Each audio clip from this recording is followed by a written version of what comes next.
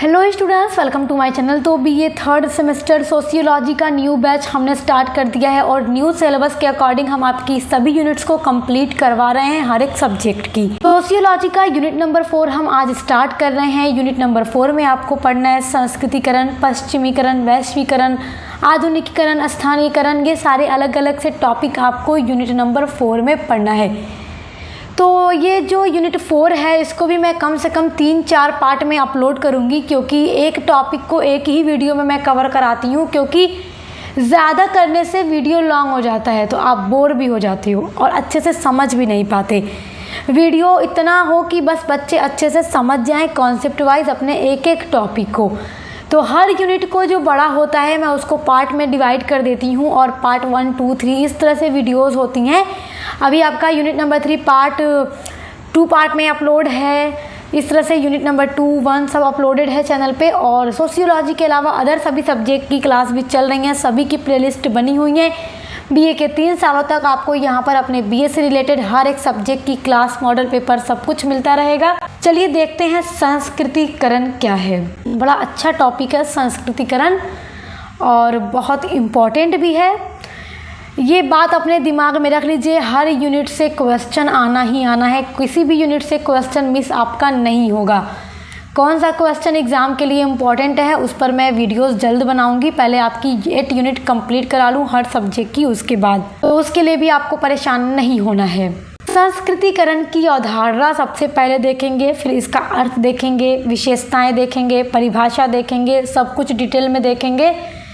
देखिए, संस्कृतिकरण की अवधारणा का जो प्रतिपादन है सबसे पहले भारत के समाजशास्त्री एम.एन. श्रीनिवास ने किया था, जिनकी ऑब्जेक्टिव्स टाइप परीक्षा होती है। फुल क्लास वो भी लिया करें जो मैं अपलोड करती हूँ। और देखिए, आपकी सब्जेक्टिव अगर परीक्षा होती है ना तो ये नोट्स मैंने बहुत लॉन्ग में तैयार किया है। आपका पूरा लॉन्ग आंसर तैयार हो जाएगा, तो आप पूरा नोट्स एक सीक्वेंस में स्क्रीनशॉट करते रहिएगा। एम.एन. श्रीनिवास भारत के समाजशास्त्री थे। उन्होंने सबसे पहले संस्कृतिकरण की अवधारणा दी थी। भारत की अलौकिक सांस्कृतिक विरासत को दृष्टि में रखते हुए श्रीनिवास ने इस तथ्य पर बल दिया कि भारत जैसा ये जो विशाल देश है इसमें परिवर्तन जैसी संकल्पना हम तब तक नहीं कर सकते जब तक सांस्कृतिक तत्वों पर परिवर्तन का प्रभाव घटित न हो। समझ में आया?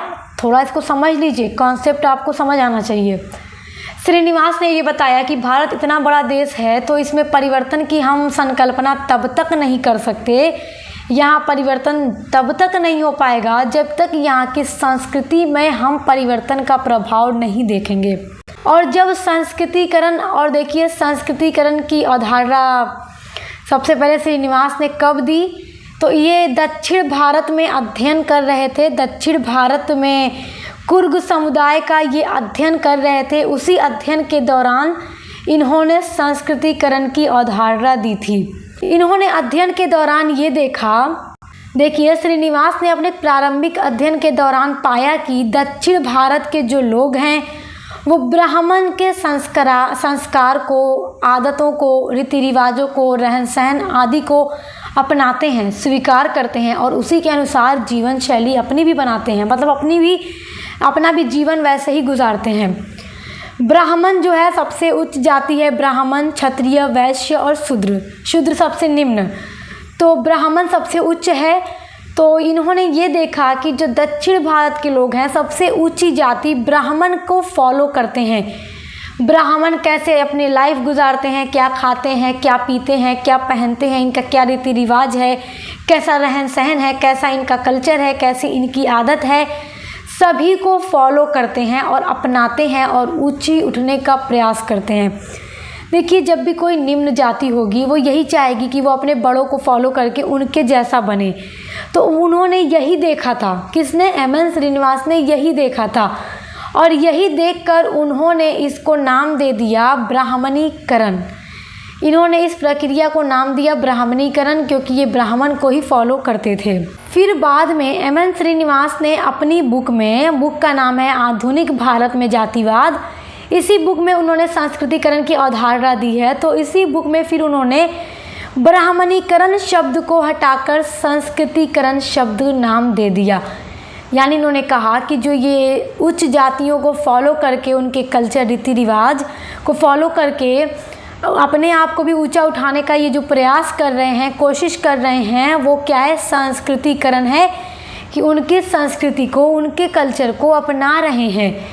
अब देखिए, अंग्रेज़ जो थे, अंग्रेज़ टाई लगाते थे, फॉर्मल सूट पहनते थे। तो जब वो भारत आए तो भारत के लोगों ने क्या किया? उनके जैसे बनना शुरू कर दिया कि हम भी टाई लगाएंगे, हम भी फॉर्मल सूट पहनेंगे, हम भी ऐसे बनेंगे।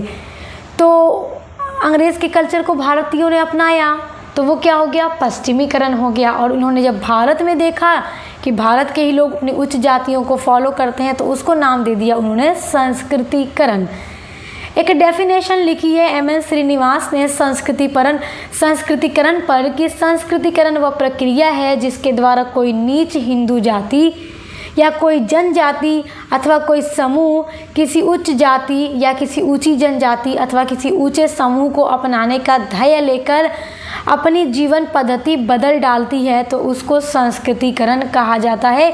अपने रहने सहने का तरीका बदल डालती है। अगर आप देखेंगे समाज में अभी भी ये चीज़ें हैं कि जो निम्न जाति के लोग हैं उन्हें उतनी वैल्यू नहीं दी जाती जितनी उच्च जातियों को।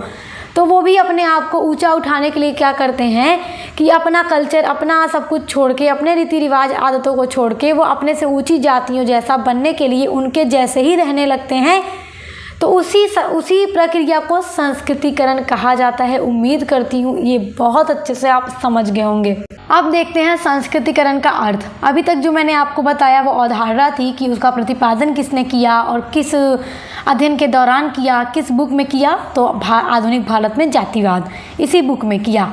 अब इसका अगर मेनली आपको अर्थ लिखना रहे, एग्ज़ाम में एकदम पूछ दे संस्कृतिकरण क्या है, तो आपको यही लिखना होगा। और लॉन्ग में पूछ दे तो आप अवधारणा अर्थ पूरा एक में ही एक्सप्लेन कर दीजिएगा। देखिए, संस्कृतिकरण एक तरह का सामाजिक परिवर्तन होता है, क्योंकि इसमें क्या है, निम्न जातियाँ उच्च जातियों की तरह उठने का प्रयास करती हैं, अपने आप को बदलती हैं, तो समाज में क्या है, बदलाव आता है, परिवर्तन आता है।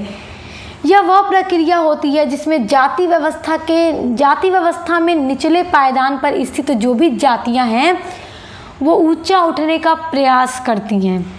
जैसा कि अभी आपको समझाया मैंने, संस्कृतिकरण वह प्रक्रिया है जिसमें एक निम्न जाति या जनजाति, ब्राह्मण, क्षत्रिय, वैश्य, प्रभु जाति के रीति रिवाजों, विश्वासों, उनके रहन सहन को, उनके खान पान को, कि वो क्या खाते हैं, उनके वेशभूषा यानी वो क्या पहनते हैं, उनका भाषा, उनका साहित्य, वो कैसी भाषा बोलते हैं, उनका साहित्य कैसा है, उनकी जीवन शैली यानी जीने का तरीका कैसा है, आदि को ग्रहण करते हैं, अपनाते हैं। और इस प्रकार यह प्रक्रिया निम्न जाति में होने वाले विभिन्न सामाजिक सांस्कृतिक परिवर्तनों को स्पष्ट करती है।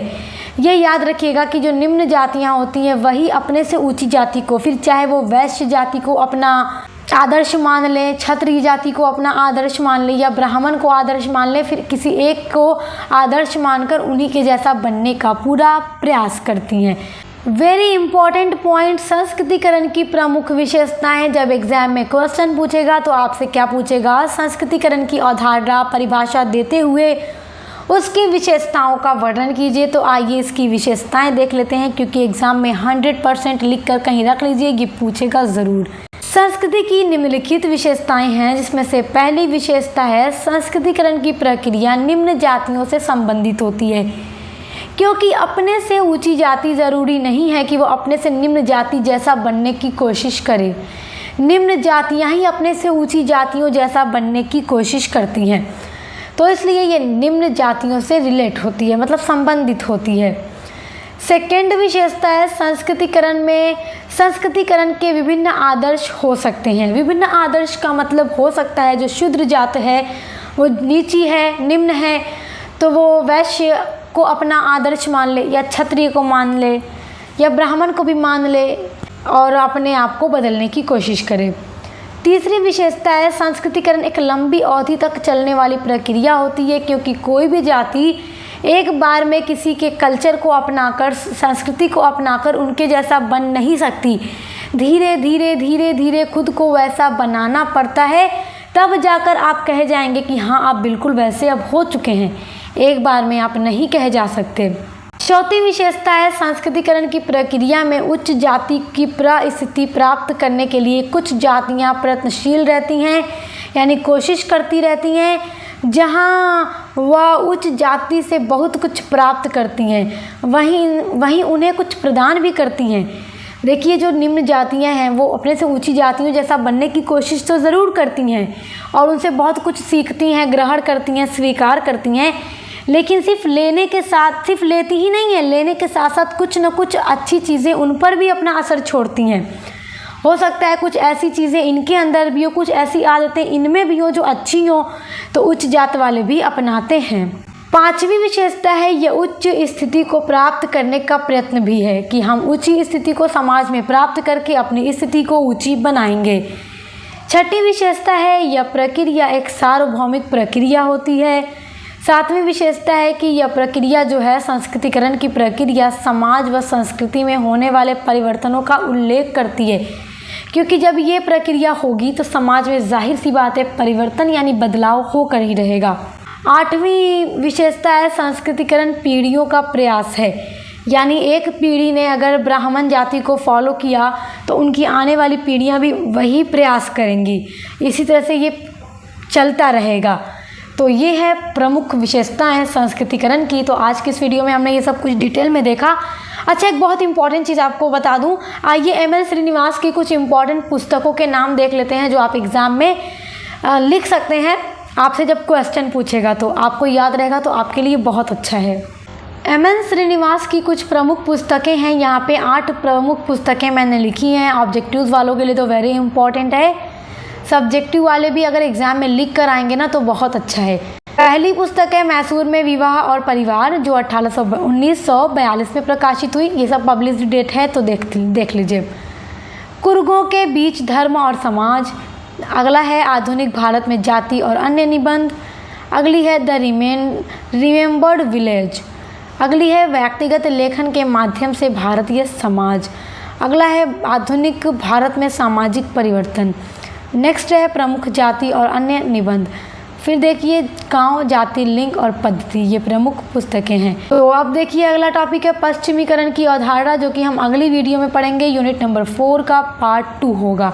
इसी तरह से सभी की प्लेलिस्ट बनी हुई है, तो आप हमारे चैनल पर विजिट करके प्लेलिस्ट को चेक ज़रूर कीजिएगा।